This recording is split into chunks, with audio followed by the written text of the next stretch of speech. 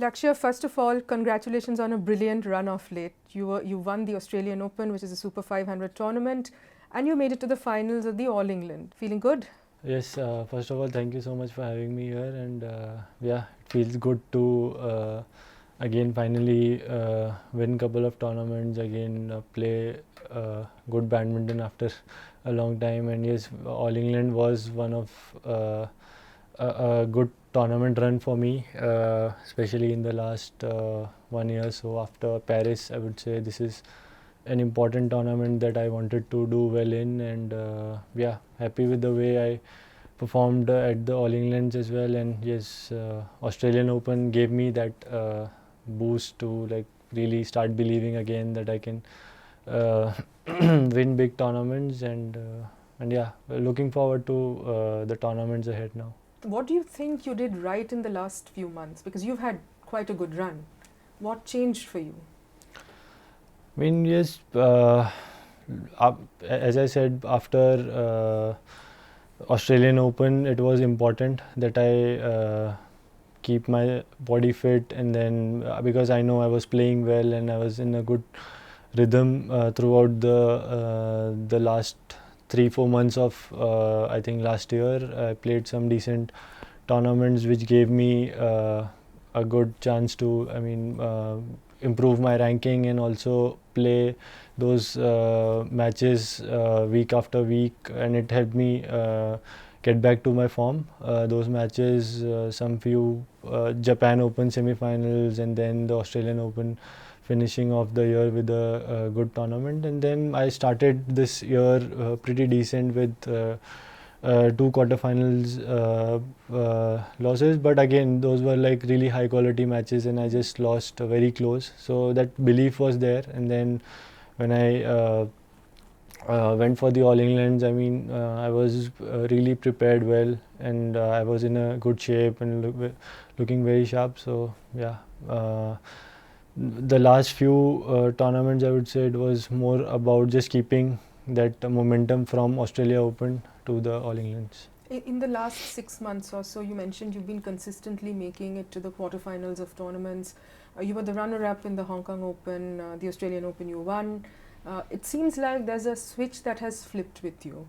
Aside from the game, what else have you done in order to achieve this?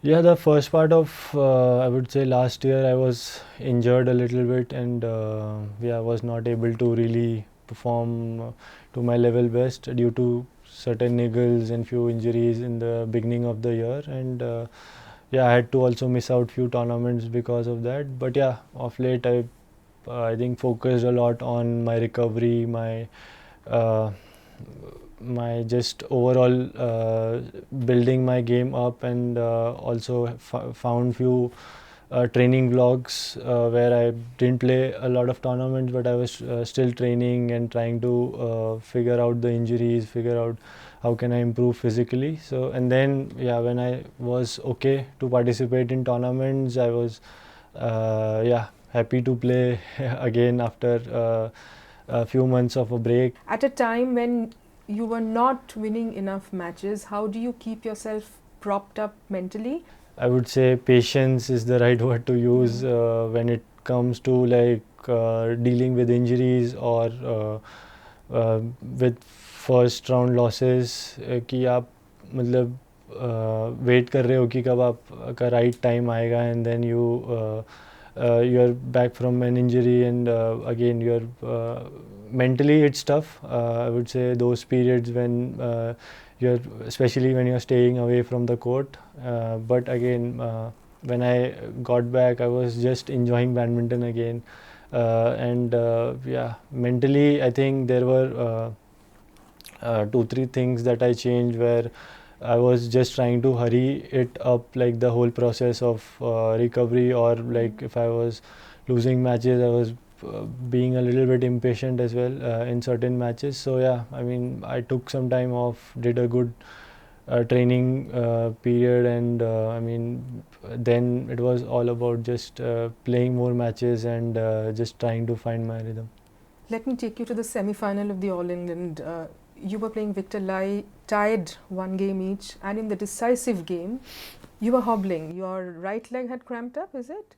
And the umpire told you either retire or you continue playing. You can't take a medical break. You had to forego a few points because you couldn't cover the court.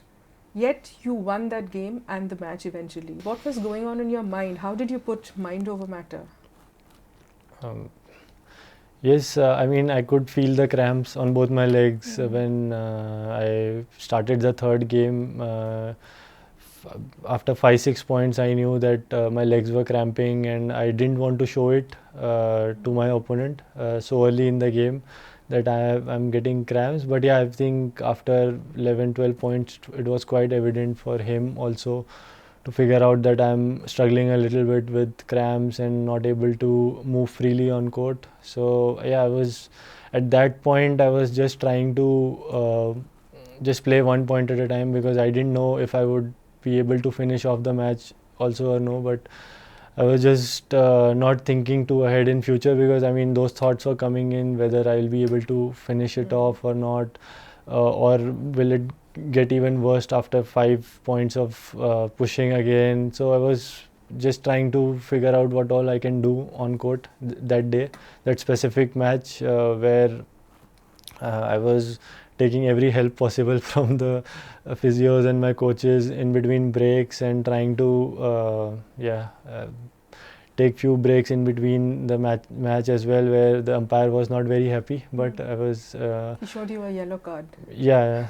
But I think that was not the major concern that time. It was more so that I recover in between points and really try and go for winners and keep the rally short. That was my game plan. And again, I just stuck in there, and I was not ready to give up at any point. I was just ready to test myself that okay, let it come, let me see how much ever points I can play. If the legs give up at 18, it gives up at 18, but I'm not giving up so easily. And also a bit, I was in between because I had that lead, so I was just trying to also play a little bit tactically, that I keep the rally short, and if and try and attack more whenever I got the chances. So when you were foregoing those points, did it ever doubt yourself that okay, this is it, I can't go any further? Yes, a lot of the time when the cramps were getting really severe, I was having those thoughts. But again, I was just trying to say, okay, let me play one more point, and not even think about finishing off the match, but just play 1 point, one more point, and then let's see what happens. Yeah. So getting to 21 was not your target, it's just winning the next point. Yeah. And then in the final, you had a lead which you eventually had to concede. Was it the exhaustion of it all? You had 3 1-hour plus matches in the tournament?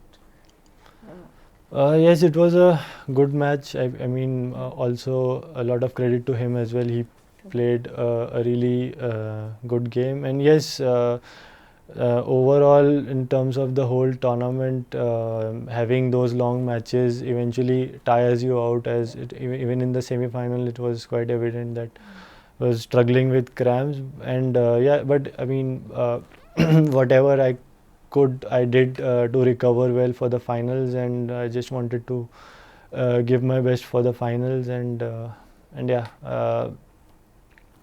I think the starting of first set and second set, I mean, I try whatever I could, and yeah, I have no regrets. So when you look back at this All England final, you look at it as a missed opportunity, a learning experience, or both, or what's your assessment? Yes, a mix of both, where it was my second finals, and a little bit heartbreaking as well. But again, overall, the way I played throughout the tournament, fought in the semi-finals or even in the first round match, the way I played, because I had not beaten Chiyuki in last 4 meetings. And yeah, overall happy with the way the whole tournament went, and I was physically able to test myself to the best. And yeah, this will definitely give me a lot of confidence going into the next few tournaments. Any specific lessons that you take away from this tournament? yes, that I keep believing in my self, and last few months have been uh, quite decent in terms of the performances. I mean, I know not many wins, but yeah, a lot of them like close to winning, and some semi-finals and finals podium finishes. So yeah, that is something I want to consistently do in future. Another of your so near yet so far moments was the Paris Olympics. You're the first male Indian shuttler to reach the semi-finals and was within sniffing distance of the bronze, and then you lost the bronze medal match. Now when you look back, what do you think you could have done in that match? I've Again, as I said before, I did whatever I could in that moment in Paris as well. I mean, I gave my best, whatever the best I knew to my resources. I tried on court, Right. and yeah, I don't have much regrets. Obviously, it feels bad to come so close and lose, but yeah, if I sit back and analyze, I think on that day whatever I had, I could probably do. And yes, if in future there'll be I'll be playing the if I'll be playing the Olympics again or any big tournament, that outing will definitely help me. We are exactly halfway into the next Olympic cycle, 2 years from LA 28. How do you think your Paris experience is going to add an edge to the preparations for LA? Yes, it was a great tournament, and I learned a lot of things from it. And yes, the next time I'll be playing in Olympics, it will be my second Olympics, so I'll have that experience with me, the last one, and it was quite a good memory from Paris. So yeah, looking forward to the next one. And yes, now it's only 2 years left, so yeah, the preparation for that will again start soon, and I'll be also competing in different major events this year. So yeah, leading up to that, I just want to like keep improving as a player. And yes, definitely the last Olympics will help me play better in the next one. What are some of the specific lessons that you learned from Paris that you can take into LA? Yeah, in terms of managing the off-court things which are there. I mean, you know, it's a big event, and a lot of the things off-court can go here and there with the media, a lot of people watching it, the attention of the sport. And yeah, I mean, if I have to say certain things, I would love to maybe switch off from all those things and just focus on badminton. And again, the way I did a lot of preparation for that, and also the Olympic qualification cycle, even that will be quite important. It will be starting next year, so planning and playing those tournaments smartly will eventually help me perform better in LA. So the year before, if how I can play enough tournaments and also find good training weeks, I think that will help me play better at the. How do you turn around from a challenging phase? Every time the situations are a bit different, whether it's injuries or whether it's like a lot of first round losses, you have probably maybe not trained enough or not have gotten enough matches. So yeah, you gotta analyze, sit down with your coaches, sit down with your team, and see where the actual problem is. And yeah, be ready and be prepared, be mentally very patient to keep working on it, even though the results might take some time, maybe 3 months, 4 months, a year. Who's the toughest opponent you've played? I mean, if I have to, in the recent times, I would say Shiyuki is one of the opponents that you have to be like really at your 100% to win. And yeah, he's been the most consistent in the last few years, so I would say him. You've been mentored by the great Prakash Padukone since you were about 10. What are some of the things that you've learned from him? Yes, the discipline and also the dedication and being very, very professional about the sport. I mean, from a very young age, I mean, looking at him, interacting with him, I mean, we have learned a lot just seeing his matches, the way he conducts himself on and off the court. So that and yes, he has been a great mentor and a really good coach in the last 10-12 years. So we have learned a lot of things. You left your home in Almora when you were about 10 and moved to Bangalore to play badminton. Now, when you look back on the entire journey that you had, what are some of the key memories? What are some of the abiding images of this journey for you?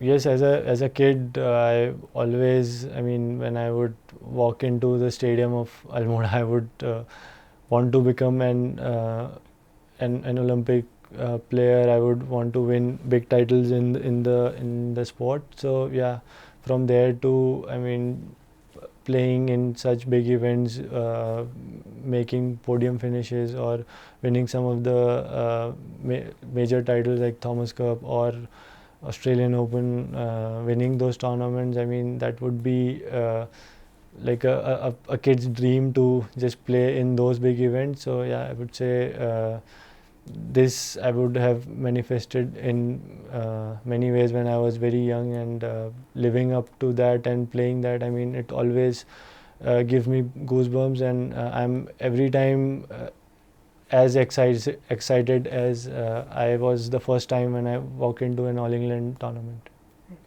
Lakshya, congratulations on that brilliant journey and wish you many, many more achievements ahead. Thank you so much for joining us today. Yeah, thank you.